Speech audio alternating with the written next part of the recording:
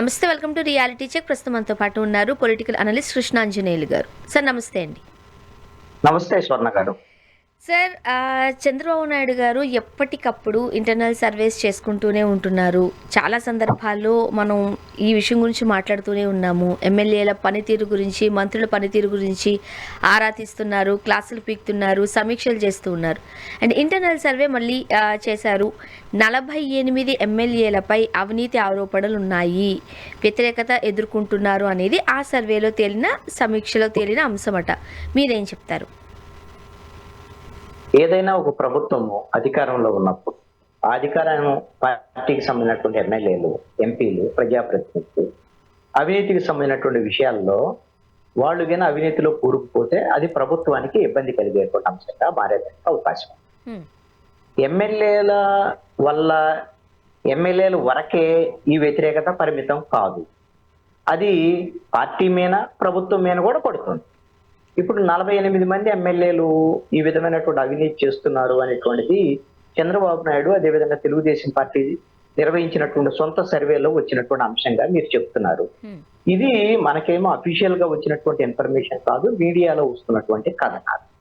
ఒకవేళ ఆ విధమైనటువంటి అవినీతికి సంబంధించినటువంటి ఎమ్మెల్యేలు ఉంటే 48 మంది కావచ్చు, 58 మంది కావచ్చు, 68 మంది కావచ్చు, వీళ్లకు సంబంధించినటువంటి వాళ్ళ మీద కఠినమైనటువంటి చర్యలు తీసుకొని ఇలాంటి అవినీతిని నిర్మూలించి భవిష్యత్తులో ఇలాంటి జరగకుండా చూస్తే కూటమికి, అదేవిధంగా అధికార తెలుగుదేశం పార్టీకి భవిష్యత్తులో రానున్నటువంటి ఎన్నికల్లో ఇబ్బంది రాకుండా ఉండేదానికి అవకాశం ఉంది.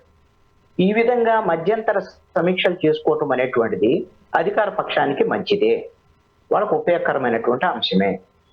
ఇది ఆల్రెడీ చంద్రబాబు నాయుడు చాలా సందర్భాల్లో మీరు చెప్పినట్టుగా చాలా సమావేశాల్లో కూడా ప్రజలకు దూరమైన, అవినీతికి పాల్పడ్డా, అక్రమాలు చేసినా ఉపేక్షించేది లేదు అని చెప్పేసి ఆయన హెచ్చరికలు జారీ చేస్తూ వస్తున్నారు.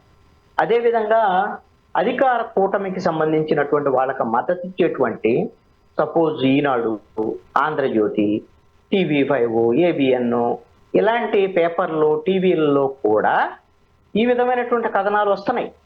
కొంతమంది అవినీతికి సంబంధించినటువంటి ఎమ్మెల్యేల అవినీతి, మంత్రుల అవినీతి, వాళ్ళ బెదిరింపులు, రియల్ ఎస్టేట్ వాళ్ళ దగ్గర నుంచి బెదిరింపులు, అధికారుల దగ్గర నుంచి వసూళ్లు, ఇవన్నీ కూడా మీడియాలో కథనాలు వస్తున్నాయి. ఇప్పుడు సాక్షిలోనో ఏదైనా కథనం వచ్చింది అనుకోండి, సాక్షి టీవీలోనో, సాక్షి పేపర్లోనో, అధికార పక్షం ఏముంటది, వైఎస్ఆర్ కాంగ్రెస్ పార్టీ వాళ్ళు కావాలని చేస్తున్నారు, విమర్శ చేస్తున్నారు అని అనేదానికి అవకాశం ఉంటుంది. కానీ ఇప్పుడు ఈనాడు, ఆంధ్రజ్యోతి, ABN, TV5 ఇలాంటి మరి అధికార పక్షానికి మద్దతు ఇచ్చేటువంటి మీడియాల్లో కూడా కథనాలు వస్తున్నాయంటే ఎంతో కొంత వాస్తవం ఉన్నట్లే మనం అర్థం చేసుకోవాలి. క్షేత్ర స్థాయిలో కూడా ఆ విధమైనటువంటి అవినీతికి సంబంధించినటువంటి ఆరోపణలు కొంతమంది ఎమ్మెల్యేలు, కొంతమంది మంత్రులు ఎదుర్కొంటున్నారు. ఇది వాస్తవమైనటువంటి విషయమే. ఈ విధమైనటువంటి పరిస్థితి కింద భవిష్యత్తులో కొనసాగితే చివరి వరకు కళ్ళు మూసుకొని ఉంటే అధినాయకత్వం ఏమవుతుంది, వాళ్ళ ఈ విధమైనటువంటి అవినీతికి సంబంధించినటువంటి ఎమ్మెల్యేలు మనకొద్దు, ఈ అవినీతికి సంబంధించినటువంటి ప్రభుత్వం మనకొద్దు, ఈ పార్టీ మనకొద్దు అని వీళ్ళని ఓడించేదానికి అవకాశం ఉంటుంది. వైఎస్ఆర్ కాంగ్రెస్ పార్టీ ఇదే తరహాలో చివరి వరకు కూడా ఇక మనకేం ఎదురు లేదు, తిరుగు లేదు అని చెప్పేసి ఆయన అనుకొని కళ్ళు మూసుకున్నాడు. తీరా వచ్చరికలు ఏమైంది, ఒక 82 మందో 83 మందో వీళ్ళు ఓడిపోతారు అని రిపోర్ట్లు వచ్చాయి చివరి నిమిషంలో. దానికి ఏం చేశాడు, ట్రాన్స్ఫర్స్ అడ్రస్ ఇచ్చేసాడు.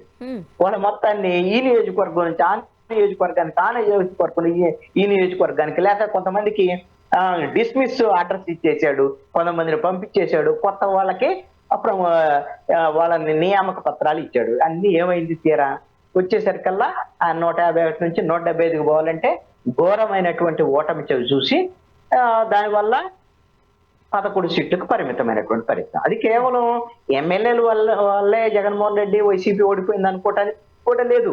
జగన్మోహన్ రెడ్డి పనితీరు అధ్వానంగా ఉంది, ఆయన ముఖ్యమంత్రిగా పనితీరు అధ్వానంగా ఉంది, ప్రజలకు దూరం అయ్యాడు, ప్రజల దగ్గరికే వెళ్ళలేదు, బహిరంగ సభల్లో తప్ప, వన్ వే కమ్యూనికేషన్ తప్ప ప్రజలు ఏం చెబుతున్నారు, ప్రజల బాధలేంటి, ప్రజల ఇబ్బందులేంటి ఎన్నటువంటి పరిస్థితే లేదు జగన్మోహన్ రెడ్డి. అందుకని జగన్మోహన్ రెడ్డి అయ్యా, నువ్వు ముఖ్యమంత్రిగా పనికిరావు, నువ్వు ప్రతిపక్ష నాయకుడిగా కూడా పనికిరావు అని ప్రజలు తీర్పు. అందుకనే ఎమ్మెల్యేలను కొత్త ముఖాలు తెచ్చుకున్నా వాళ్ళ మీద వ్యతిరేకత ఉందని గెలిచేటువంటి పరిస్థితి ఉండదు అని వైఎస్ఆర్ కాంగ్రెస్ పార్టీ అనుభవం ఇప్పుడు తెలుగుదేశం పార్టీకి తెలుస్తుంది. అందుకనే చంద్రబాబు నాయుడు పదే పదే సర్వేలు చేసుకోవటం, ఇవన్నీ సర్వేలు చేసుకుంటారు, బానే ఉంటది. సార్ వాళ్ళ మీద చర్యలు ఉంటాయా? చర్యలు ఉండాలి.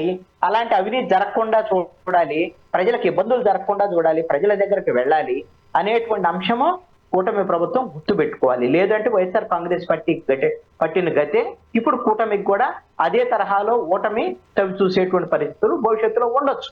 కానీ వీళ్ళు అధికారం చేపట్టి ఇంకా 2 సంవత్సరాలు కూడా పూర్తిగా కాలేదు. ఓకే. అతి ఎప్పుడు మంచిది కాదు అని అంటారు. ఇక 6 నెలలకు ఒకసారి 3 నెలలకు ఒకసారి ఇలా సర్వేలు చేసుకుని ప్రతిసారికి ఆ నంబరు పెంచుకుంటూ అవినీతి ఆరోపణలు ఎదుర్కొంటూ ఉన్నారు అని అంటూ మన మన ఒక రకంగా చెప్పంటే మన విద్యార్థుల పైన మనమే బెత్తం చురకలు అంటిస్తూ ఉంటుంటే అదొక ఫ్రస్ట్రేషన్లోకి వెళ్ళడమా, లేకపోతే వ్యతిరేకతగా మారడమా, రెబల్స్గా మారడం, ఇవన్నీ జరగవంటారా? అది కూడా పార్టీకి నష్టమే కదా. ఇప్పుడు ఒక విద్యార్థి తప్పు చేస్తేనో, సరిగ్గా చదవకపోతేనో బెత్తం తీసుకొని బెదిరిస్తారు టీచర్. ఇది కామన్ కదా. మరి బెదిరిస్తే సక్రమైన దారిలోకి వచ్చాడు అనుకోండి, మంచిగా చదువుకుంటాడు, రేపు పొద్దున పరీక్షల్లో పాస్ అవుతాడు. ఒకవేళ ఎదురు తిరిగాడు అనుకోండి, ఎదురు తిరిగితే డిస్మిస్ అవటం, రేపు పొద్దున పరీక్షల్లో తప్పటం ఏదో ఒకటి జరిగింది. లేదు అంటే ఎదురు తిరుగుతారు, ఈ పార్టీ కాదు ఇంకొక పార్టీలోకి పోతామని అంటారు. వీళ్ళు పోతే ఇంకొకళ్ళు వస్తారు అనేటువంటి ధోరణిలోకి అధినాయకత్వం ఉందనుకోండి, ఆ విధమైనటువంటి ఎవరికి నష్టం జరిగింది ఏంటి అనేటువంటిది ఎన్నికల పరిస్థితి వచ్చినప్పుడు చూడాలి. కానీ సరి చేసుకునేటువంటి ప్రయత్నం చేయటం అనేటువంటిది ఖచ్చితంగా మంచి పరిణామం. ఇది ఒక ప్రభుత్వము, అధికార పక్షము, ప్రజలకు అవినీతి వల్ల ఇబ్బంది ఉంటుంది, ప్రజలకు సరైన సర్వీస్ అందకపోవడం వల్ల ఇబ్బంది ఉంటుంది, ఎమ్మెల్యేల వల్ల ఇబ్బంది ఉంది అని అంటే ఇలా ఇబ్బంది ఉన్నటువంటి వాళ్ళకి సంబంధించినటువంటి సమస్యలు తెలుసుకోవటం, ఆ సమస్యను పరిష్కరించేటువంటి ప్రయత్నం చేయడం. ఊరికే తెలుసుకున్నందువల్ల ప్రయోజనం లేదు. మీకు అందుకనే ఇప్పుడు ఏదైనా ఒక సమస్య వస్తున్నప్పుడు పదే పదే అధినాయకుడు హెచ్చరిస్తున్నా సరే తీరు మారడం లేదు. అది నా పాయింట్. ఇక్కడ మనం గమనిస్తున్నామా, ఎవ్రీ 3 monthsకి 6 monthsకి చంద్రబాబు నాయుడు గారు సమీక్షలు చేస్తూ ఉన్నప్పుడు ఆయనకి 0కి వచ్చేసేయాలి. మొత్తం ఎమ్మెల్యేలందరికీ కూడా చాలా ట్రాన్స్పరెంట్గా ఉన్న ఆన్సర్కి వచ్చేయాలి ఆయన. ఎందుకంటే సాక్షాత్తు అధినాయకుడే సర్వేలు చేస్తూ ఉన్నప్పుడు. కానీ ఇది అక్కడ జరగట్లేదు. అంటే దాని అర్థం చంద్రబాబు నాయుడు గారు మాటని ఎవరు వినట్లేదా, లెక్క చేయట్లేదా?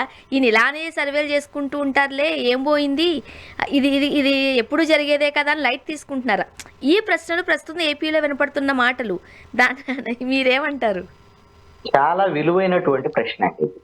ఎందుకు అంటే చంద్రబాబు నాయుడు చెప్పినా లేక నరేంద్ర మోడీ చెప్పినా ఎవరు చెప్పినా సరే వాళ్ళ పార్టీకి సంబంధించినటువంటి ఎమ్మెల్యేలు వినేటువంటి పరిస్థితి ఉండకపోవచ్చు అనేటువంటి పరిస్థితులు కూడా వస్తున్నాయి. కారణం ఏంటి అని అంటే, దీనికి రీజన్ ఏంటంటే అవినీతి అనేటువంటిది వ్యవస్థీకృతంగా మారింది అనేటువంటిది ఒకటి. రెండో అంశం ఏంటి, ఒక ఎమ్మెల్యే సీట్లో పోటీ చేయాలి. కనీసంగా ఆయనకు ఒక 25 కోట్లు ఉన్నాయా, 30 కోట్లు ఉన్నాయా, 50 కోట్లు ఉన్నాయా, అలాంటి వాళ్ళని చూసి టికెట్లు ఇస్తాం. వాడు 50 కోట్లు ఖర్చు పెడుతున్నాడు కదా. ఖర్చు పెట్టినటువంటి ఎమ్మెల్యే ఏమనుకుంటున్నాడు, నేను 50 కోట్లకు 100 కోట్లు సంపాదించాలనుకుంటున్నాడు. ఒక ఎంపీ కావాలి, 100 కోట్లు 120 కోట్లు ఖర్చు పెడుతున్నాడు. దానికి ఇంకొక 100 కోట్లు సంపాదించుకోవాలని ప్రయత్నం చేస్తున్నాడు. ఇది ఏ పార్టీలో అయినా సర్వసాధారణంగా డబ్బు ప్రధానమైనటువంటి రాజకీయాలు వచ్చినటువంటి పరిస్థితుల్లో ఈ విధంగా తయారవుతున్నారు. సపోజ్ ఈ 42 మంది ఎమ్మెల్యేలు ఎన్నిసార్లు చెప్పినా వింటలేదని అనుకో, వాళ్ళ ఉద్దేశం ఏంటి, అసలు మళ్ళీ ఎమ్మెల్యే అవుతామో లేదో, ఇప్పుడు ఒక 50 కోట్లు ఖర్చు పెట్టాం, ఇంకొక 50 కోట్లు సంపాదించుకున్నాం, టికెట్ వస్తే పోటీ చేద్దాం లేకపోతే లేదు అని వన్ టైం ఎమ్మెల్యేలుగా ఉన్నటువంటి వాళ్ళు కొంతమంది బరితెగించి చేస్తే చేయొచ్చు. వాళ్ళనేమి చంద్రబాబు నాయుడు ఏం చేయలేడు. వాళ్ళని బర్తరఫ్ చేయగలడా, లేకపోతే వాళ్ళ ఎమ్మెల్యే సీట్ తీసేయగలడా? ఏం చేయలేరు కదా. ఒక పార్టీకి కూడా ఏం అధికారం ఉండదు. ఒకసారి ప్రజలు ఎన్నుకున్నారు. మన భారతదేశంలో రీకాల్ సిస్టమ్ లేదు. అదే విధంగా వాళ్ళని ఏ విధంగా అనర్హులుగా ప్రకటించేటువంటి అవకాశం లేదు. అలాంటప్పుడు ఏం చేయగలుగుతారు వీళ్ళు? అందుకని మంచి వాళ్ళకి టికెట్లు ఇవ్వాలి, లేకపోతే డబ్బు ప్రధానమైనటువంటి వాళ్ళు కాదు, ప్రజాసేవ చేసేటువంటి వాళ్ళు ఇవ్వాలి అనేటువంటి పార్టీల ఆలోచనలు మారాలి. లేదంటే పార్టీలేమో ఎన్నికల సమయంలోనేమో డబ్బులు ఎవరు పెడతారని చూస్తున్నారు. ఇప్పుడు డబ్బులు ఎవరు సంపాదించుకుంటుంటే మీరు ఎలా సంపాదించుకుంటారని అడిగితే వాళ్ళు ఎందుకు వింటారు? ఆ చంద్రబాబు నాయుడు అయినా వినరు, అదే విధంగా పవన్ కళ్యాణ్ అయినా వినరు, జగన్మోహన్ రెడ్డి అయినా వినరు. అది కూడా నిజమే కదా సార్. ఇప్పుడు ఎవరి దగ్గర ఆర్థికంగా స్థితిగతులు బాగున్నాయో, ఎవరు ఎన్నికలలో లక్షలకు కాదు కోట్లు లక్షలు ఎక్కడ ఎప్పుడో అయిపోయింది. కోట్లే ఖర్చు పెట్టగలరు. వాళ్ళకే కదా పార్టీ సీట్లు ఇచ్చేది. మరి వాళ్ళు ఎందుకు అధికారంలోకి వస్తారు? మళ్ళీ ఆ కోట్లు వెనక్కి తెచ్చుకోవడానికి, సంపాదించుకోవడానికే కదా. అవే కదా మన అందుకని రాజకీయాలు. అందుకని ఇప్పుడు మళ్ళీ అవినీతిని సర్వేలు, ఈ ఆరోపణలు, అవినీతి అనడాలు ఎలా చూడాలి మనం? ఎందుకు అని అంటే ఇదంతా కూడా కనీసంగా మసిపూసి మారేడుకాయ చేసేటువంటి ప్రయత్నాలు ఇవి. ప్రజల్ని మభ్యపెట్టేటువంటి ప్రయత్నాలు. ఎస్, మా ఎమ్మెల్యేలు అవినీతికి పాల్పడితే నేను ఒప్పుకోను అని వాళ్ళ పేపర్లో, వాళ్ళ టీవీలు, వాళ్ళకి మద్దతు ఇచ్చేటువంటి వాళ్ళు చంద్రబాబు నాయుడు సీరియస్ అయ్యాడు, చంద్రబాబు నాయుడు ఒప్పుకోడు, ఇలాంటివన్నీ చెప్తా ఉంటారు. ఓ, చంద్రబాబు నాయుడు అవినీతిని ఒప్పుకోవటం లేదు కామాలా అని చెప్పచ్చు అనుకుంటా. నేను ఒకటి అడుగుతాను. ఇప్పుడు చంద్రబాబు నాయుడు, నారా లోకేష్ మీనా, పవన్ కళ్యాణ్ మీనా అవినీతి ఆరోపణలు లేవా? నేను ఎందుకు ఈ మాట చెప్తున్నానంటే వాళ్ళనే నేను విమర్శిస్తున్నానని కాదు. ఇక్కడ ఒకటి, వైఎస్ఆర్ కాంగ్రెస్ పార్టీ ప్రభుత్వంలో ఉన్నటువంటి సత్యసాయికి సంబంధించినటువంటి ఎలక్ట్రికల్స్ వాళ్లే ఇప్పుడు ఈ ప్రభుత్వంలో కూడా వాళ్లే కాంట్రాక్టర్. అదే విధంగా పోలవరం ప్రాజెక్టుకి సంబంధించినటువంటి మెగా ఈ కంపెనీలు వాళ్ళందరూ అప్పుడు వాళ్లే కాంట్రాక్టర్లు, ఇప్పుడు వాళ్లే కాంట్రాక్టర్. ఇలాగా ఒక 10 కంపెనీలు కూడా అప్పుడు వాళ్లే కాంట్రాక్టర్లు, ఇప్పుడు వాళ్లే కాంట్రాక్టర్లు. అంటే ఇప్పుడు వైసీపీ వాళ్ళు అవినీతిని అప్పుడు పెంచి పోషించారు, ఇప్పుడు ఈ ప్రభుత్వంలో వాళ్ళు కూడా అదే కాంట్రాక్టర్లు పెంచి పోషిస్తున్నారు. అంటే వీళ్ళు ఏ విధమైనటువంటి కరప్షన్ లేకుండా, ఏ విధమైనటువంటి కమిషన్ లేకుండా వీళ్ళు పనిచేస్తున్నారా? ముఖ్యమంత్రి అయినా ఎవరైనా సరే ఇది ఎమ్మెల్యేలు అడుగుతారు. అంతర్గతంగా ఎవరైనా సమావేశాలు జరిగినప్పుడు ఇవన్నీ కూడా క్వశ్చన్స్ వస్తాయి. అందుకని ఇవన్నీ కూడా ఇప్పుడు గొంగట్లో తింటూ ఎంట్రుకలు వేరుకున్నట్టుగా ఉంటుంది. రాజకీయాలకు సంబంధించి అవినీతి అంశాలను మాట్లాడేటువంటి పరిస్థితి ఉంటే అవినీతికి ఎవరు అతీతులు కాదు. ఒకళ్ళు ఎక్కువ తక్కువ అనేటువంటి అంశం తప్ప అందరూ అవినీతిలోనే మునిగి తేలుతున్నారు అనేటువంటిది మనం గమనించాలి. ఇది అంగీకరించకపోయినా ఈ కూటమి ప్రభుత్వంలో ఉండేటువంటి వాళ్ళు కూడా అవినీతిని ఈ విధంగా పెంచి పోషిస్తున్నారు అనేటువంటి విమర్శలు కూడా ఉన్నాయి. ఇప్పుడు ఇందుకే కదా వైసీపీ ఓడిపోయింది. వాళ్ళు కరప్షన్ చేస్తున్నారు. జగన్మోహన్ రెడ్డి సెంట్రలైజ్డ్ గా కరప్షన్ చేశాడు. జగన్మోహన్ రెడ్డి చుట్టూ ఉన్నటువంటి ఒక 5గురు సంపాదించుకున్నటువంటి చేశారు. జగన్మోహన్ రెడ్డి టైంలో మద్యం కుంభకోణం, ఇసుక కుంభకోణం, మైన్స్ కుంభకోణం, భూముల కుంభకోణం, ఇవన్నీ 5 ఏళ్ల పాటు మార్చి పెట్టాం. తెలుగుదేశం వాళ్ళు, జనసేన వాళ్ళు, బీజేపీ వాళ్ళు, మాలాంటి వాళ్ళు, ప్రజాస్వామికవాదులు అందరూ టీవీల్లో గగ్గోలు పెట్టాం. అందుకనే 11 సీట్లు వచ్చిన వైఎస్ఆర్ కాంగ్రెస్ పార్టీ. మరి ఇప్పుడు ప్రభుత్వం అవే తప్పులు చేస్తుంటే వీళ్ళకేమైనా భజన చేస్తామా? వాళ్ళకి కూడా తప్పే. ఎవరు తప్పు చేసినా తప్పే కదా. అది తప్పని ప్రజలు ఒకవేళ ఇప్పుడు నేను చంద్రబాబు నాయుడు రైటు, పవన్ కళ్యాణ్ రైటు, వీళ్ళు మంచోళ్ళు, వీళ్ళు శుద్ధపూసలు, జగన్మోహన్ రెడ్డి మాత్రమే అవినీతి పరుడు, జగన్మోహన్ రెడ్డి అవినీతి పరుడు అని ప్రజలకు తెలిసింది ఆల్రెడీ. ఇప్పుడు చంద్రబాబు నాయుడు అవినీతి పరుడు కాదు, మంచోడని నేను చెప్పినంత మాత్రాన ప్రజలు నమ్మరు కదా. ఏదో కృష్ణాంజనేయులకు కూడా ఏదో ఒక ప్యాకేజ్ వస్తుందేమో కాబట్టి చంద్రబాబు నాయుడు భజన చేస్తున్నాడు అనుకుంటారు. నా భజన వల్ల ఏ ప్రయోజనం లేదు, నష్టం తప్ప. అందుకని ఉన్న విషయాన్ని నేను చెప్తున్నాను. అది వాళ్ళు మార్చుకుంటేనేమో ప్రజలు అంగీకరిస్తారు, మార్చుకోలేదు అనుకోండి అంగీకరించరు, తిరస్కరిస్తారు. ప్రజల చేతిలో ఓటు అనేటువంటి ఆయుధం ఉంది. నేను ఎంత చెప్పినా నా ప్రభావం అయితే ఉండదు, టీవీల ప్రభావం కూడా ఉండదు. ఖచ్చితంగా వాస్తవం ఏంటంటే ప్రజలకు తెలుసు. అండ్ ఇంకొకటి సార్, ఔటర్ రింగ్ రోడ్ కేసుకు సంబంధించి లోకేష్ గారు బెయిల్ రద్దు చేయాలి అంటూ మంగళగిరి మాజీ ఎమ్మెల్యే ఆళ్ల రామకృష్ణారెడ్డి గారు పిటిషన్ వేశారు. విచారణకు కూడా వచ్చింది. అవునండి. ఇప్పుడు ఇది వైఎస్ఆర్ కాంగ్రెస్ పార్టీ అధికారంలో ఉన్నప్పుడు అమరావతికి సంబంధించినటువంటి విషయం ఇన్నర్ రింగ్ రోడ్డు. ఆ ఇన్నర్ రింగ్ రోడ్ ని అటువైపు ఇటువైపు తిప్పి అక్కడ హెరిటేజ్ కి లాభం కలిగేటువంటి విధంగా, అదే విధంగా నారా లోకేష్ కుటుంబీకులకి, నారా లోకేష్ సతీమణి బ్రాహ్మణికి లాభం కలిగేటువంటి విధంగా, బాలకృష్ణ వాళ్ళకి సంబంధించినటువంటి వాళ్ళ భూములకు సంబంధించినటువంటి లాభం కలిగేటువంటి విధంగా ఇవన్నీ చేశారు అనేటువంటిది ఒక ఆరోపణ. దాని మీద చంద్రబాబు నాయుడు మీద కేసు కూడా నమోదైంది, ఎఫ్ఐఆర్ కూడా నమోదైంది. ఆయన నిందితుడుగా ఉన్నాడు. ఆయన బెయిల్ తీసుకొని బయటకు వచ్చాడు. ఇప్పుడు చంద్రబాబు నాయుడు ముఖ్యమంత్రి, వైఎస్ఆర్ కాంగ్రెస్ పార్టీ ఓడిపోయింది. ఇప్పుడు ఆళ్ల రామకృష్ణారెడ్డి కోర్టులో అడిగేటువంటి అంశం ఏంటి అంటే, చంద్రబాబు నాయుడు ముఖ్యమంత్రిగా ఉన్నాడు. అంటే ముఖ్యమంత్రిగా ఉన్నారు కాబట్టి ఈ ముఖ్యమంత్రిగా ఉన్నటువంటి చంద్రబాబు నాయుడు సాక్షుల్ని ప్రభావితం చేస్తారు, దర్యాప్తును ప్రభావితం చేస్తారు. కాబట్టి ఈయన బెయిల్ తెచ్చి జైల్లో కూర్చోబెట్టండి అని ఆళ్ల రామకృష్ణారెడ్డి అడుగుతాడు. అడిగితే ఎంత ముఖ్యమంత్రి అయినంత మాత్రాన, ఆయన కేసులో నిందితుడిగా ఉన్నంత మాత్రాన ఆయన ఏదో సాక్షుల్ని బెదిరిస్తారు అవి ఇవి అని ఓవరాల్ గా కోర్టుకు చెబితే బెయిళ్లు రద్దు అవ్వవు.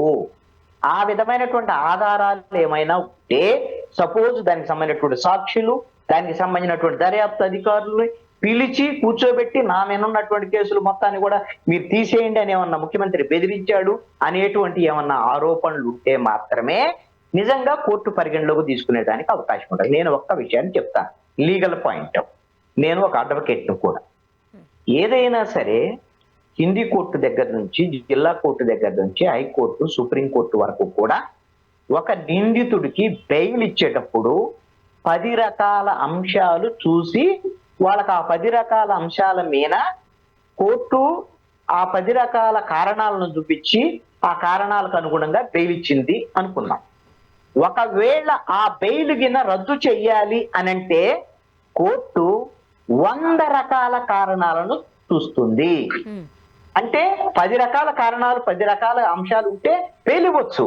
కానీ బెయిల్ రద్దు చేయాలంటే మాత్రం 100 రకాల కారణాలు ఉండాలి.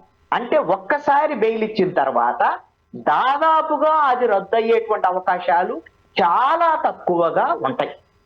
అందుకు మీకు ఇంకొక లైవ్ ఎగ్జాంపుల్ కూడా చెప్తాను. వైఎస్ఆర్ కాంగ్రెస్ పార్టీ వాళ్ళకి బాగా అర్థమయ్యేటువంటి అంశం. ఇప్పుడు ఇది ఎందుకు ఉపయోగపడిద్ది అనేటువంటిది, ఎందుకు వేసాడు కేసు, దీని ఎందుకు ఉపయోగపడిద్ది అనేటువంటిది కూడా చెప్తాను నేను. ఎందుకు వేసారు, నిజంగా బెయిల్ రద్దు అయిద్దా కాదు అనేటువంటిది కూడా వాళ్ళకి తెలుసు. వేసిన వాళ్ళకి కూడా ఆళ్ళ రామకృష్ణారెడ్డికి కూడా తెలుసు. ఎందుకు వేసారో కూడా చెప్తాను. కానీ ఒక ఎగ్జాంపుల్ చెప్తాను. అదేంటంటే జగన్మోహన్ రెడ్డి ముఖ్యమంత్రిగా ఉన్న సమయంలో జగన్మోహన్ రెడ్డి తన కేసులకు సంబంధించి తన మీద ఆ ఆస్తులు ఆ అవినీతికి సంబంధించినటువంటి ఆరోపణలు, quid pro quo case, 1 dozen CBI కేసులు, 1 అరడజన్ ఈడీ కేసులు ఆయన మీద ఉన్నాయి. వాటన్నిటిలో బెయిల్ మీద ఉన్నాడు. ఈయన అనేక మంది బెయిల్కు సంబంధించినటువంటి వాళ్ళని ప్రభావితం చేస్తున్నారు. ఇదిగో ఈ ఐఏఎస్ ఆఫీసరు ఈయన గతంలో ఈ కేసులో నిందితుడు, ఇప్పుడు జగన్మోహన్ రెడ్డి దగ్గర పలాన్ పోస్ట్ లో పనిచేస్తున్నాడు కాబట్టి ఈయన మీద ప్రభావం చూపించేటువంటి అవకాశం ఉంది అని అప్పుడు వైఎస్ఆర్ కాంగ్రెస్ పార్టీ ఎంపీగా ఉన్నటువంటి రఘురామకృష్ణరాజు సిబిఐ కోర్టులో కేసు వేశాడు. ఈ బెయిల్ రద్దు చేయండి అని. రద్దు చేయండి అని అంటే కోర్టు విచారించేసి రద్దు చేయలేదు, రద్దు చేయాల్సినటువంటి అవసరం లేదు అని తేల్చింది. అంటే వీళ్ళు ఏదో ఒక కారణాలతో అడిగినంత మాత్రాన బెయిల్ అలా రద్దు అయ్యేదానికి అవకాశం లేదు. అప్పుడు ముఖ్యమంత్రి జగన్మోహన్ రెడ్డి బెయిల్ రద్దు అవ్వలేదు, ఇప్పుడు చంద్రబాబు నాయుడు బెయిల్ కూడా రద్దు అవ్వదు. అయితే మరి ఎందుకు కేసు వేశారు, మరి ఇప్పుడు బెయిల్ రద్దు కోసం ఎందుకు పిటిషన్ వేశారు, కారణం ఏంటి అనంటే ఇదిగో చంద్రబాబు నాయుడు అమరావతికి సంబంధించినటువంటి విషయంలో ఈ విధంగా ఇన్నర్ రింగ్ రోడ్డు వాళ్ళ కుటుంబానికి సంబంధించినటువంటి భూములు వాళ్ళకి లాభం కలిగేటువంటి విధంగా చేసుకోవటం కోసం ఈ అక్రమాలు చేశారు అనేటువంటి అంశం మరొక్కసారి ప్రజల్లో చర్చనీయాంశం కోసం ఇప్పుడు మీరు ఇంటర్వ్యూలో ఈ అంశం అడుగుతున్నారు. ఈ అంశం గురించి నేను మాట్లాడుతున్నాను. ఈ రోజున వాయిదా జరిగింది, రేపు మార్చి 15కు వాయిదా వేశారు. మళ్ళీ ఒకసారి మీడియాలో చర్చ జరిగింది. అంటే చంద్రబాబు నాయుడు ఈ కేసులో ఉన్నాడు అనేటువంటి అంశము, దీనికి సంబంధించినటువంటి వ్యవహారాలు మరొకసారి చర్చకు రావడం కోసం ఇది పనికొస్తుంది తప్ప చంద్రబాబు నాయుడు బెయిల్ రద్దు అయ్యేదానికి అవకాశం లేదు అనేటువంటిది స్పష్టంగా ఆళ్ళ రామకృష్ణారెడ్డికి కూడా తెలుసు. ఇది లీగల్ గా ఉన్నటువంటి పాయింట్. సరే, ఇక మరొక అంశం ఇప్పుడు నిన్న క్యాబినెట్లో ఒక ఆసక్తికరమైన చర్చ జరిగింది. 240 ప్రాజెక్టుల ద్వారా 9 లక్షల కోట్లు పెట్టుబడులు వచ్చాయి. దీని వలన 8.58 లక్షల మందికి ఉపాధి కల్పించాము అంటూ నిన్న క్యాబినెట్లో ఆసక్తికరమైన చర్చ. మీరు ఏకీభవిస్తారా? ఈ ప్రభుత్వం వచ్చిన తర్వాత ఈ ప్రభుత్వ కాలంలో ఈ 2 సంవత్సరాల కాలంలో మీరు గమనిస్తే దావోస్ పిల్లొచ్చారా ముఖ్యమంత్రి చంద్రబాబు నాయుడు, అదేవిధంగా నారా లోకేష్, అదేవిధంగా కాన్ఫెడరేషన్ ఆఫ్ ఇండియన్ ఇండస్ట్రీకి సంబంధించినటువంటి ఒక సమ్మిట్ విశాఖపట్నంలో జరిగిందిగా. ఈ విధంగా ఇతర దేశాలకు సంబంధించి అంతర్జాతీయ సంస్థలు, భారతీయ పారిశ్రామికవేత్తలు వీళ్ళందరి దగ్గర నుంచి పెట్టుబడులు తీసుకొచ్చేటువంటి ప్రయత్నం ఈ ప్రభుత్వం చేస్తూ వచ్చింది 2 సంవత్సరాల కాలం. దీంట్లో భాగంగా టీసీఎస్, అదేవిధంగా కాగ్నిజెంట్, అదేవిధంగా గూగుల్ డేటా సెంటర్, ఈ విధంగా కొన్ని కంపెనీలు, ప్రముఖమైనటువంటి కంపెనీలన్నీ కూడా ఆంధ్రప్రదేశ్ వైపు మొగ్గు చూపుతున్నటువంటి పరిస్థితి ఉంది. అంటే కేబినెట్ లో జరిగినటువంటి చర్చ ప్రకారంగా వాళ్ళు ప్రజలకు ఇచ్చినటువంటి సందేశం ఏంటంటే ఇదిగో మేము ఇన్ని కోట్ల రూపాయలకు సంబంధించినటువంటి ఒప్పందాలు ఆయా పారిశ్రామిక సంస్థలతో చేసుకున్నాము. ఆ పారిశ్రామిక సంస్థలు ఆంధ్రప్రదేశ్ లో ఇన్ని కోట్ల రూపాయలు పెట్టుబడులు పెడతాయి, ఇంతమందికి ఉద్యోగ ఉపాధి అవకాశాలు వచ్చేదానికి అవకాశం ఉంది అనేటువంటిది ప్రభుత్వం ఒక పాజిటివ్ గా ఒక సందేశం పంపించింది. మీరు గమనిస్తే దావోస్ లో జరిగేటువంటి ఇంటర్నేషనల్ సమ్మిట్లు అన్ని కూడా అక్కడ జరిగేటువంటి దాంట్లో ఏంటి అని అంటే, అక్కడ అన్ని ప్రభుత్వాలు, కేంద్ర ప్రభుత్వము, అన్ని రాష్ట్రాలకు సంబంధించినటువంటి ప్రభుత్వాలు, అన్ని దేశాలకు సంబంధించినటువంటి వాళ్ళందరూ అక్కడికి వెళ్తారు. అందరూ పారిశ్రామికవేత్తలే అక్కడికి వెళ్తారు. అది ఒక గ్రామీణ ప్రాంతంలో సంత లాంటిది. అక్కడ పరిశ్రమలు పెట్టే వాళ్ళు వస్తారు, పరిశ్రమలు కావాలనేటువంటి వాళ్ళు వస్తారు. ఇద్దరు మాట్లాడుకొని ఒప్పందం కుదిరితే ఆ రాష్ట్రానికి సంబంధించినటువంటి వ్యవహారంలో, ఇదిగో మా ప్రభుత్వము మీకు భూములు ఇస్తుంది, మీకు సౌకర్యాలు కల్పిస్తుంది, నీటి వసతి కల్పిస్తుంది, మీకు రెడ్ కార్పెట్ పరుస్తున్నాం మా రాష్ట్రానికి వస్తే లేదా మా దేశానికి వస్తే అని వీళ్ళు ప్రతిపాదన చేస్తారు. వాళ్ళు కూడా ఆయా రాష్ట్రాల్లో దేశాల్లో ఉన్నటువంటి సానుకూలమైనటువంటి పరిస్థితులు చూసి పెట్టుబడులు పెట్టడానికి ఒప్పందం చేసుకుంటారు. ముందు డిస్కషన్ జరిగితే తర్వాత ఎంఓయు జరుగుతుంది. ఈ ఎంఓయులన్నీ కూడా 100% మెటీరియలైజ్ కావు. ఇది కూడా మనం అక్కడ ఇంతకు ముందు ఒప్పందాలు మాట్లాడుకున్నాం. అవును. ఎంఓయూలు ఒక 10% లక్షల్లో నంబర్ మ్యాజిక్ చూపిస్తున్నారు, కానీ నిజంగా అది ల్యాండ్ అయ్యేసరికి, నిజంగా అది మన దగ్గరకు వచ్చేసరికి ఆ నంబర్కి ఇక్కడ ఉన్న దానికి పొంతనే కనిపించట్లేదు. అదిదా పరిస్థితి. ఖచ్చితంగా అది ఒక 10% గ్రౌండింగ్ అయినా సరే ఖచ్చితంగా ఉపయోగపడేటువంటి అంశమే. ఎందుకోసమనంటే, మీకు 100 రూపాయలు పెట్టుబడులు వస్తాయని మనం ఆలోచిస్తే 10 రూపాయలు పెట్టుబడులు వచ్చినాయి అనుకోండి, కనీసంగా ఆ ప్రయత్నం అంతా ఫలించినట్టే, కనీసంగా ఇంకొక సంవత్సరం మళ్ళీ ప్రయత్నం చేస్తాడు. కానీ అసలు రాలేదనుకోండి, అది దాని వల్ల నష్టం జరిగేదానికి అవకాశం ఉంటుంది. వైఎస్ఆర్ కాంగ్రెస్ పార్టీ ప్రభుత్వ హయాంలో ఈ తరహా పెట్టుబడులు తీసుకొచ్చేటువంటి ప్రయత్నం కానీ, ఉన్నటువంటి పెట్టుబడులను పారిపోయేటువంటి విధంగా వాళ్ళు చేసినటువంటి వ్యవహారం కానీ, అభివృద్ధి జరగలేదు, పరిశ్రమలు రాలేదు అనేటువంటి అపవాదు వైఎస్ఆర్ కాంగ్రెస్ పార్టీ మీద ఉంది. వైఎస్ఆర్ కాంగ్రెస్ పార్టీ ప్రభుత్వంతో పోల్చినప్పుడు తెలుగుదేశము, అదేవిధంగా జనసేన, బీజేపీ కూటమి ప్రభుత్వము ఎంతో కొంత కొన్ని పరిశ్రమలు తీసుకొచ్చేటువంటి ప్రయత్నం, పెట్టుబడులను ఆకర్షించేటువంటి ప్రయత్నం, ప్రముఖ కంపెనీలు ఆంధ్రప్రదేశ్ వైపు చూసేటువంటి విధంగా ఇది చేస్తున్నారు. భవిష్యత్తులో ఇది మరింత సానుకూలంగా మారుతుంది, అభివృద్ధికి ఉపయోగపడుతుందని నేను అనుకుంటున్నాను. సార్ ఇప్పుడు తీసుకునే టాపిక్ గురించి సాధారణంగా అది ఎంత తక్కువ మాట్లాడితే అంత మంచిది అనే అభిప్రాయం అండి. తిరుమల లడ్డూకి సంబంధించి కోట్లాది మంది హిందువుల మనోభావాలతో ముడిపడి ఉన్న అంశం. దాన్ని రాజకీయ నాయకులు కావచ్చు, ఎవరైనా కావచ్చు, ఎంత తక్కువ మాట్లాడితే అంత మంచిది. ఎందుకనంటే దానికి సంబంధించి ల్యాబ్ రిపోర్ట్స్ వస్తున్నాయి, కోర్టు వరకు వెళ్తూ ఇవన్నీ మనం చూస్తుంటుంటే, బట్ రాజకీయ నాయకులు దానికి అంటే దేవుడికి, లడ్డూకి, రాజకీయాలకి ముడిపెట్టేసి రాజకీయ రంగు పులుముతున్న అంశం. ఆపేద్దాము అనుకునే టైంలో నిన్న పవన్ కళ్యాణ్ గారు మరొక ఆసక్తికరమైన అంశాన్ని తెర మీదకి తీసుకొచ్చారు. ఇప్పుడు లడ్డూ వివాదంలో ఇంత జరుగుతుంది కదా, అదే ఏ చర్చిలోనో మసీదులోనో జరిగితే, క్రిస్టియన్స్కి ముస్లిమ్స్కి జరిగితే సిచ్యువేషన్ ఇట్లానే ఉండేదా, పరిస్థితి ఇలానే ఉండేదా అంటూ పవన్ కళ్యాణ్ గారు మళ్ళీ ఈ అంశాన్ని తెర మీదకి తీసుకొచ్చారు. మీరేమంటారు? కరెక్టేనా ఆ మాటలు మాట్లాడ్డు? పవన్ కళ్యాణ్ గతంలో కూడా వారాహి పేరుతో వారాహి డిక్లరేషన్ కోసం తిరుపతిలో బహిరంగ సభ నిర్వహించినటువంటి సందర్భంలో కూడా ఇదే తరహాలో మాట్లాడారు. నేనేమంటానంటే, ఈ ఎజెండా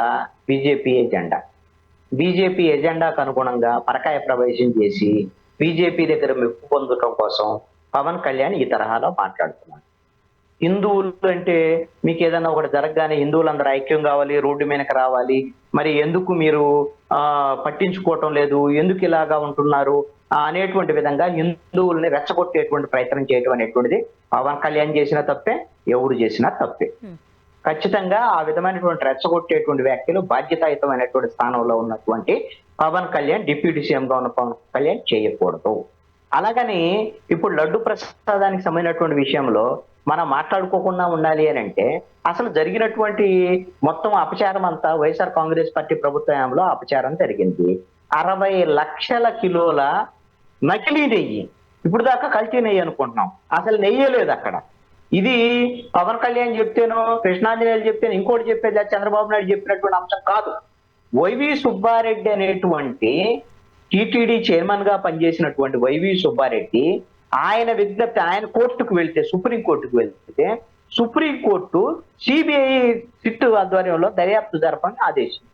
ఆ దర్యాప్తు చేసినటువంటి సిబిఐ ఆధ్వర్యంలో సిట్ గెలిచినటువంటి అంశం ఏంటి అని అంటే 234 కోట్ల రూపాయల కుంభకోణం జరిగింది. 68 లక్షల కిలోల నకిలీ నెయ్యిని వాడారు. అంటే మొత్తం కెమికల్స్ తప్ప నెయ్యి లేదు దాంట్లో. అదే విధంగా దీని ద్వారాగా 20 కోట్ల లడ్డూలు తయారు చేసి ఆ రోజున పంపిణీ చేశారు. ఇదంతా కూడా అతి పెద్ద కుంభకోణము, అపచారం జరిగింది అనేటువంటి విధంగా సిట్టు ఒక ఛార్జ్ షీట్ ని కోర్టుకు సమర్పించింది. ఇది వాస్తవం. దీన్ని వైఎస్ఆర్ కాంగ్రెస్ పార్టీ వాళ్ళు ఏం చేస్తున్నారు అంటే, దీన్ని వైవి సుబ్బారెడ్డి మీడియాలోకి వచ్చి చెప్పాడు, ఎస్ కల్తీ జరిగింది, నకిలీ నెయ్యిని వాడారు, ఇవన్నీ లడ్డూలో కూడా వాడారు, ఇవన్నీ సిట్లో తేలినటువంటి అంశాలు. కానీ నానేం లేదు, ఇది వేరే వాళ్ళ మీద ఉంది. వాళ్ళంటే డోలా చిన్నప్పన్న వీళ్ళందరూ ఉన్నారు కదా, ఆయన పిఏనే ఆయన. ఇప్పుడు ఈయనకు సంబంధం లేకుండా ఒక పిఏ ఒక డైరీకి సంబంధించినటువంటి టెండర్ ని తొలగించడం కానీ, కొత్త టెండర్ ఇవ్వటం కానీ, ఇవన్నీ ఏమన్నా పిఏ చేయగలడా? ఇప్పుడు మీ ఏహా టీవీలో ఏదైనా సరే ఒక ప్రోగ్రామ్ సంబంధించినటువంటి దాంట్లో ఏ ప్రోగ్రామ్ ఎప్పుడు పెట్టాలి, ఏ ప్రోగ్రామ్ ఉంచాలి, తీసేయాలి అనేటువంటిది మీ మేనేజ్మెంట్ నిర్ణయించడం అనేది జరిగింది. మీ మేనేజ్మెంట్ ఆదేశాలకు అనుగుణంగా కృష్ణాంజనేయులతో ఇంటర్వ్యూ చేయమంటే మీరు చేస్తారు, లేదంటే ఇంకొక అప్పారావుతో ఇంటర్వ్యూ చేయమంటే చేస్తారు. లేకపోతే వీళ్ళు ఇంటర్వ్యూలు వద్దు తీసేయండి అని అంటే తీసేస్తారు. అంతే తప్ప వాళ్ళ ఆదేశాన్ని మీరు పాటిస్తారు. అంతేగాని ఇప్పుడు డోలా చిన్నప్పన్న ఆయన ఏం చేస్తాడు, ఆయన బోలే బాబా డైరీకి సంబంధించి దాన్ని తొలగించి ఇంకొక డైరీకి ఆయన కాంట్రాక్ట్ ఇచ్చాడట. ఇది అంటే అప్పుడు కరుణాకర్ రెడ్డి కానీ లేదా వైవి సుబ్బారెడ్డి కానీ టీటీడీ బోర్డుకు సంబంధించినటువంటి వాళ్ళు చేసినటువంటి తప్పులు, వీటికి సంబంధించినటువంటి అసలు పాత్రదారులు ఎవరు ఏంటి అనేటువంటి తేలాల్సినటువంటి అంశం ఉంది. దాని మీద ప్రభుత్వం కూడా ఇప్పుడు దినేష్ కుమార్ అనేటువంటి సీనియర్ ఐఏఎస్ ఆఫీసర్ తో ఒక 1 మ్యాన్ కమిటీ అనేటువంటిది వేయటం జరిగింది కమిషన్ ని. మరి ఆ కమిషన్ లో ఏమేమి విషయాలు వస్తాయి, దాని మీద చర్యలు ఎలా ఉంటాయి చూడాలి. మరి ఇవన్నీ జరిగినప్పుడు, ఇంత కుంభకోణం జరిగినప్పుడు మాట్లాడుకోకుండా ఎలా ఉంటారు? అపచారం జరిగినప్పుడు కోట్లాది మంది భక్తులు అయ్యో మనం 20 కోట్లు లడ్డూలు తిన్నాం, ఆ లడ్డూలు తిన్న వాళ్ళ మీరున్నారు, నేను కూడా ఏంటి దీంట్లో కెమికల్స్ ఉన్నాయి, కనీసం నెయ్యి లేదు. మరి ఆ బాధ మనకు ఉంటది కదా. మరి ఉన్నప్పుడు మాట్లాడుకోవటం అనేది జరిగింది ఖచ్చితంగా, తప్పు జరిగినప్పుడు. సార్ ఖచ్చితంగా మనం మాట్లాడుకోవాలి యాక్చువల్గా. బట్ ఈ పాయింట్ కూడా మీ ముందు పెట్టాలనుకుంటున్నాను. నిన్నటికి నిన్న రాజమండ్రిలో కల్తీ పాలు తాగి కొంతమంది చనిపోయారు, 4 చనిపోయారు. వాళ్ళ గురించి ఎందుకు సార్ ఎవరు మాట్లాడట్లేదు? వాళ్ళ ముఖ్యమంత్రి చంద్రబాబు నాయుడు మాట్లాడారు. ముఖ్యమంత్రి చంద్రబాబు నాయుడు మాట్లాడారు. ఇంత సుదీర్ఘ చర్చలు నడుస్తున్నాయా?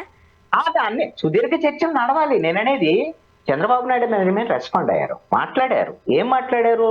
ఎవరైతే ఈ విధంగా తినుబండారాలకు సంబంధించిన ఆహార పదార్థాలు కల్తీ చేసేటువంటి వాళ్ళ మీద కఠినమైనటువంటి చర్యలు ఉంటాయి, వాళ్ళ మీద చర్యలు తీసుకుంటాము. వాళ్ళు ఎవరెవరు ఉన్నారో ఆ ఒక్క వ్యక్తి అతని ద్వారాగానే ఈ కుటుంబాలన్నిటికీ పాలు పోస్తారు అనేటువంటిది ప్రభుత్వానికి సంబంధించినటువంటి అధికారులు దర్యాప్తులో తేలింది. అతని మీద కేసు నమోదు చేయటము, అతని మీద చర్యలు తీసుకునేటువంటి ప్రయత్నం చేయటం ఒకటి. చనిపోయినటువంటి కుటుంబాలకు ఒక్క కుటుంబానికి 10 లక్షల రూపాయలు ప్రభుత్వం ఇవ్వటం. అదే విధంగా ఎవరైతే ఇప్పటి వరకు అనారోగ్యం పాలయ్యారో వాళ్ళందరికీ పూర్తి స్థాయి ప్రభుత్వం మెరుగైన వైద్య సేవలు అందించేటువంటి విధంగా ప్రభుత్వం చర్యలు తీసుకుంటుంది. ఎవరు రెస్పాండ్ అవ్వాలో ఆయన రెస్పాండ్ అవ్వరు. ముఖ్యమంత్రి రెస్పాండ్ అయ్యారు, మాట్లాడుతున్నారు, చర్యలు తీసుకుంటున్నారు. అందుకని అసలు చర్యలు తీసుకోకపోతే మీరు అడగొచ్చు, నేను అడగొచ్చు. మన బాధ్యత అది. మన మీడియా పరంగా మన బాధ్యత. ప్రభుత్వం రెస్పాండ్ అవుతుంది. ప్రభుత్వం రెస్పాండ్ అయినా న్యాయం జరగలేదు అనుకోండి, పోనీ ఇలాంటి ఘటన ఇంకోటి జరిగింది అనుకోండి, చంద్రబాబు నాయుడు ఏం చేస్తున్నాడు? ఇప్పుడు అదేదో మాట్లాడాడు కదా, వాళ్ళ మీద చర్యలు తీసుకుంటానని కదా, మళ్ళీ జరిగింది అని ఏమైనా జరిగితే మనం కూడా అడగడానికి అవకాశం ఉంటుంది. థ్యాంక్ యూ సో మచ్ అండి, మీ అభిప్రాయాలు పంచుకున్నారు. Thank you very much. ఇది వాళ్ళ రియాలిటీ చెక్. Stay tuned.